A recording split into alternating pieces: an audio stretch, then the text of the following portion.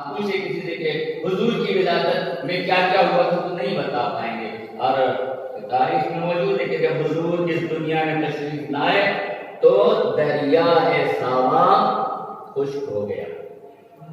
یہ کیوں ہوا؟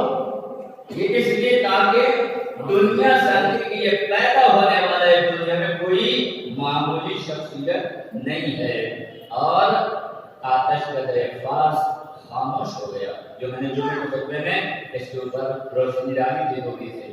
اور اس کے بعد کیا ہوا؟ کاخ کسریٰ کے 14 کنگرے گر پڑے اور ملائکہ کی ٹولیاں جناب آمینہ خاتون کے گھر کی طرف روانہ ہونے لگی، اور جب آپ پیدا ہوئے تو آپ کے والد مرحوم اس دنیا میں بہرحال میرے عزیزو، یہ ایک نور کا ہلکا سا جو ہے بیان۔ اب دوسرا، کیونکہ اسی زمانے میں ہمارے آپ کے امام جعفر صادق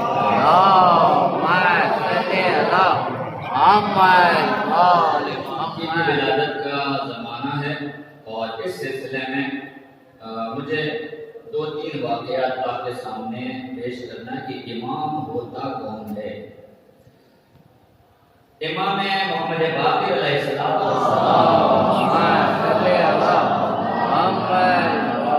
تشریف فرما تھے کہ سامنے سے ایک شخص حاضر ہوا، اور آنے کے بعد اس نے کہا کہ مجھے ایک سوال کرنا ہے، مولا آپ جواب دیں۔ مولا باقر نے اپنے فرزند امام صادق علیہ السلام کی طرف اشارہ کر کے فرمایا اس سے پوچھو، اس سے دریافت کرو۔ انہوں نے پوچھا مولا بتائیے کہ ایک شخص بڑا عظیم گناہ ہو گیا ہے تو وہ کیا کرے؟ امام صادق نے فرمایا کیا اس نے ماہ رمضان میں عمدن روزہ توڑ دیا؟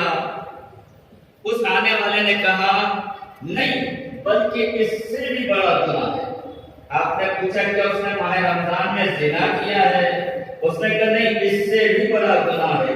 آپ نے فرمایا کہ اس نے کسی کا قتل کر دیا ہے؟ اس نے کہا نہیں، اس سے بھی بڑا گناہ۔ آپ نے فرمایا اچھا، اگر وہ ہمارا چاہنے والا ہے تو اس کو چاہیے کہ وہ خانہ کعبہ میں جائے اور حلفاً خدا سے معافی مانگے، اللہ اسے معاف فرما دے گا۔ ایک صلوات دے دیں محمد۔ لیکن اگر وہ میرا چاہنے والا نہیں ہے تو گناہ کی معافی کی امید نہ رکھے۔ جب وہ چلا گیا تو مولا باقر نے فرمایا بیٹا معلوم ہی یہ کون تھے؟ آپ نے کہا کہ بابا آپ بتائیے کون تھے؟ کہا یہ حضرت خضر تھے جو تم سے سوال کر رہے تھے۔ اور جناب خضر نے جاتے جاتے یہ کہا کہ میں نے یہی جواب رسول اللہ سے سنا تھا۔ ایک عظیم صلوات پر